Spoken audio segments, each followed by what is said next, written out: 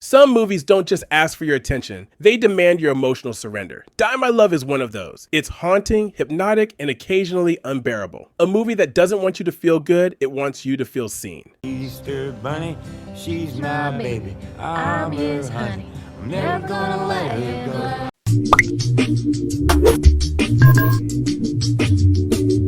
Director Lynne Ramsay returns after a long silence with something that feels both intimate and apocalyptic. Based on Ariana Harwich's novel, this adaptation trades the French countryside for the bleak isolation of rural Montana, turning vast wilderness into a mirror for mental collapse. Jennifer Lawrence plays Grace, a young mother who, by all outward measures, should be happy. She has a husband, Jackson, played with quiet dread by Robert Pattinson, a child, and a postcard-perfect home surrounded by wind, woods, and silence. But beneath that calm, she's unraveling. Grace is the kind of woman who's drowning in a life that looks calm from the surface, until you realize the stillness is the danger. Ramsay doesn't hand you exposition, she hands you sensations. The sting of cold sunlight, the rattle of silverware, the hum of a world that won't stop buzzing even when you need it to. Watching Die My Love feels like staring into someone's mind while the walls slowly close in. I remember one morning, getting up at dawn, there was such a sense of possibility. Lawrence gives a performance that's raw and terrifying in its restraint. She doesn't act like she's losing control. She embodies the quiet dread of someone who's already lost it. Every glance feels like a scream waiting for permission. When she laughs, it's jagged. When she cries, it's like a storm you didn't see forming. I don't feel anything.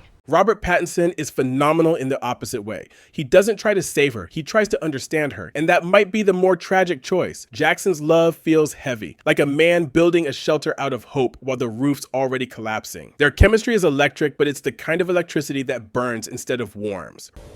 Hey. What? I just want to take another look at you. Ramsay's direction is ruthless in its beauty. The camera moves like it's stalking memory, framing Montana's mountains as both sanctuary and prison. Every object, a baby monitor, a whiskey glass, a bloodstained shirt, feels like a clue to something we're too afraid to solve. Is it just me? Or is it getting crazier out there? Hey, if you're enjoying this video so far, take a quick second to hit that like button. It really helps the channel reach more movie fans like you. And while you're at it, subscribe so you don't miss future reviews, rankings, and breakdowns just like this. All right, let's jump back in and keep the review rolling. The film doesn't follow a plot so much as a breakdown. Ramsay structures the story like a panic attack, looping, echoing, erasing time. Scenes blur together until you can't tell if Grace is remembering or reliving, dreaming or descending. And that's exactly the point. There's no neat division between sanity and madness here, only the slow recognition that maybe there never was one. The repetition becomes its own language. Ramsay builds tension out of daily life. Laundry, dinner, silence. Each moment is ordinary until it's unbearable. I am so much happier now that I'm dead.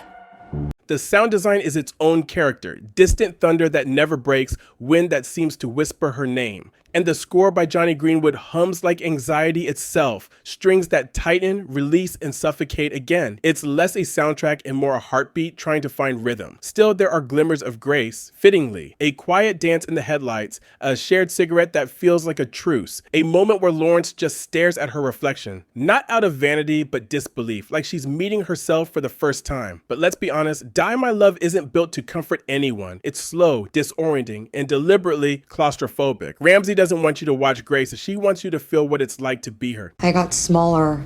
If we need to talk about Kevin explored guilt through motherhood, this explores grief through survival. Grace isn't a villain or a victim, she's both. Ramsay gives her pain the dignity of honesty, refusing to sanitize or sensationalize it. By the third act, the lines between reality and delusion have melted completely. Ramsay turns the Montana wilderness into a psychological maze, where the rustling trees start to sound like thoughts and the sky feels like it's pressing down instead of opening up. The ending doesn't offer peace, it offers release. Maybe. Without spoiling anything, it's the kind of finale that leaves you sitting in silence after the credits, wondering if what you just saw was destruction or freedom. So the verdict, Die My Love isn't an easy film to love, but it's one you'll never shake. It's raw, poetic, and claustrophobic. A portrait of mental unraveling that never flinches. It falters when it leans too far into abstraction, but when it stays grounded in Grace's pain, it hits like truth. Jennifer Lawrence is astonishing, Robert Pattinson anchors the chaos, and Lynne Ramsay proves once again that empathy can be cinematic violence. I give it 3.5 out of 5.